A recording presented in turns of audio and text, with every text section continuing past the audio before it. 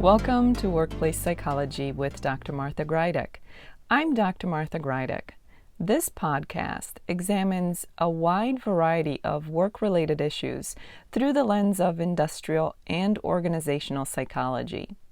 And while many of the topics discussed here may be seen as intended for white-collar employees and their employers, in reality, the ideas presented here are applicable across organizations and industries. Additionally, many of the topics discussed here may be applicable outside of the workplace. I encourage you to examine what's presented here, apply what makes sense to you, and simply discard the rest. For most people in today's workplace, meetings are a part of the experience.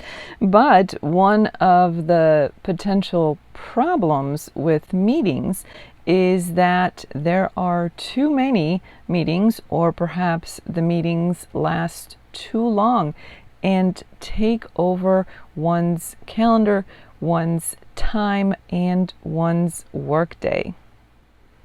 Before we tackle the idea of adjusting the need and the type of meetings in order to improve the workplace experience, let's talk about the different kinds of meetings that you may already be familiar with, or for some of you, these may be new. Most people will have heard of at least some of these types of meetings, as they are quite common. Decision meetings are meetings where people come together to make a choice, to make a decision, to decide on something, big or small, whether that is pertaining to the organization as a whole, the department, or a handful of individuals. Status update meetings are just what they sound like. These are meetings where people share updates and report progress on ongoing projects. Brainstorming sessions are the type of meetings where new ideas are generated. These are also the types of meetings where solutions are often discovered. Workshops are interactive in nature.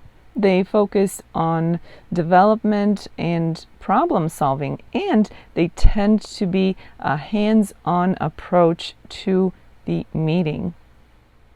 Team building meetings are intended to strengthen the team, to strengthen the team dynamics, and to build relationships. One-on-one meetings are meetings between two individuals, and those could focus on a number of things, from feedback to development to coaching and performance conversations. While this is not an all-inclusive list in terms of the different types of meetings that are out there, the bottom line is that all of these have their time and place. However, the reality is that many times some of these meetings could be skipped and replaced with a different way of communicating. The first step in redesigning the entire concept of meetings within an organization starts with a review and a decision on whether or not certain types of meetings are necessary. If they are necessary, it's important to define how frequently or how often these types of meetings are required. Remember that there will be a time and a place where an otherwise necessary meeting may be replaced by a memo or an email, some kind of informational announcement. While redesigning the concept of meetings within your organization, it's important to decide on a time limit. Sometimes meetings tend to drag on endlessly, well beyond the initial allotted time period. This can be quite a time waster for everyone involved. Sticking to a predetermined schedule can be a tremendous help. Written briefs or summaries of things that will be discussed or previous meetings could be shared with meeting attendees before the meeting so that that information does not have to be reviewed during the meeting. This will allow meetings to be shorter and more efficient. When meetings do take place, they should be well designed, well organized, and kept on track. This is where focus on facilitation roles comes into play. A meeting needs an owner or someone who will lead that meeting. This is a person who decides when the meeting starts and ends. They also make sure that the meeting runs smoothly and doesn't go off the rails.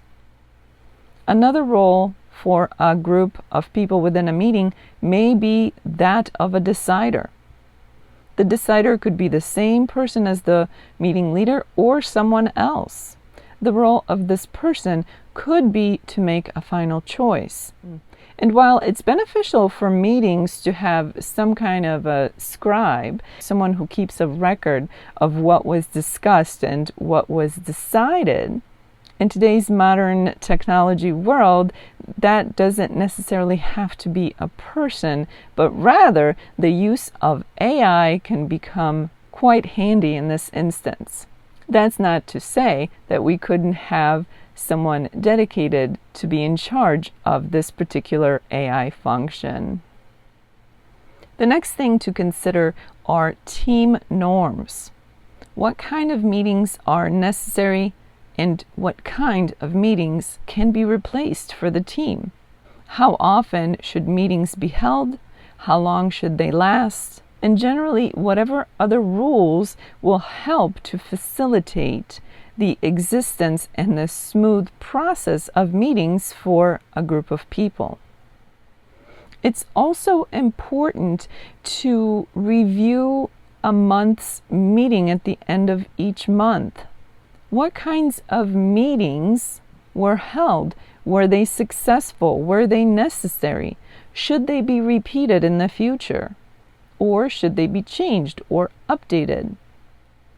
As you can see, bringing beneficial changes to the entire experience of meetings within an organization is not a difficult one, but it is one that requires some time and effort. A collaboration between managers and team members is key. And while management may have the final say on the necessity or importance of a certain meeting, employee input can be very beneficial to that final decision. A good way to approach upgrading the meeting experience within an organization is to take a 30-day challenge as a starting point. Review what meetings will be upcoming in the next 30 days and aim to eliminate about 15% of those meetings. Replace them with other ways of communications that will be more efficient and not require everyone to stop what they're doing to attend a meeting. Before beginning the challenge, take a survey to find out whether this seems like a good idea to the employees. Complete the 30-day time period and take the survey again to see if reducing the number of meetings has a favorable response from employees. This is another way of getting employee input regarding meetings. It's easy to get attached to the idea that the meeting we're proposing is an important one and may not be something that can be replaced by another method of communication. This is where input from other people comes in handy.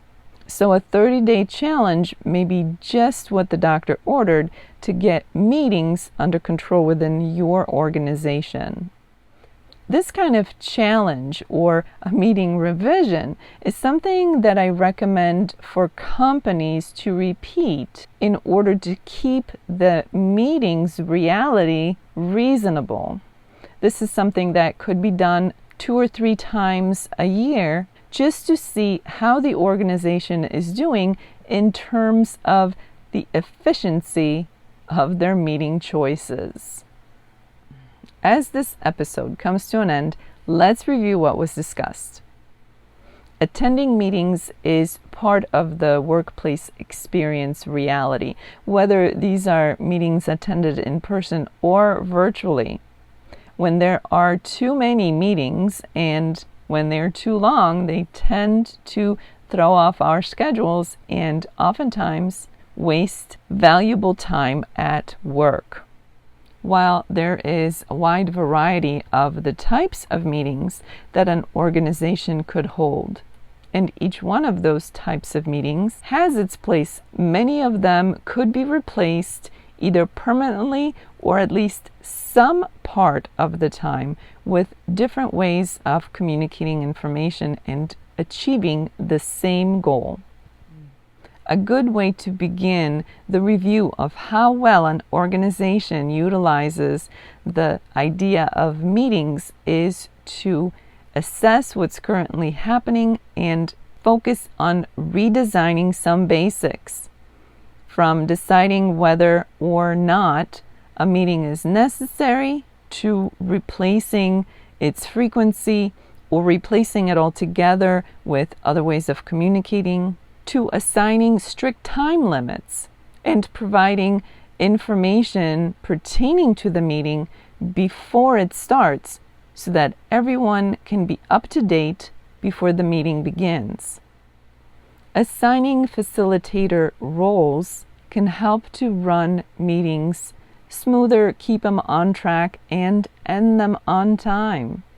Reviewing and solidifying team norms can be a helpful step in getting a handle on meetings within your organization. And finally, a 30-day challenge to aim for eliminating about 15% of the current meetings may be a great way to begin scaling down on the number and duration of meetings within your organization. Pre- and post-challenge surveys can provide valuable feedback as you move forward in your decision-making process. Finally, remember that while most decisions regarding company meetings may be left to management, there's a great deal of potentially valuable information that can be obtained from employees. As the week unfolds, I encourage you to consider meetings within your organization, whether you are in a management position or not. I encourage you to start the conversation, especially if meetings are taking over your calendar and are interfering with your ability to efficiently complete the tasks that are part of your responsibility.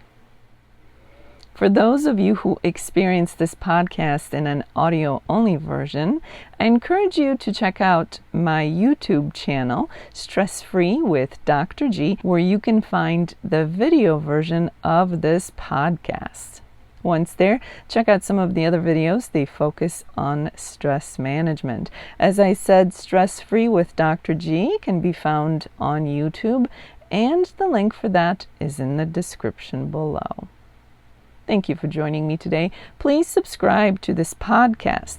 I look forward to seeing you here again next time. Until then, I wish you joy and well-being.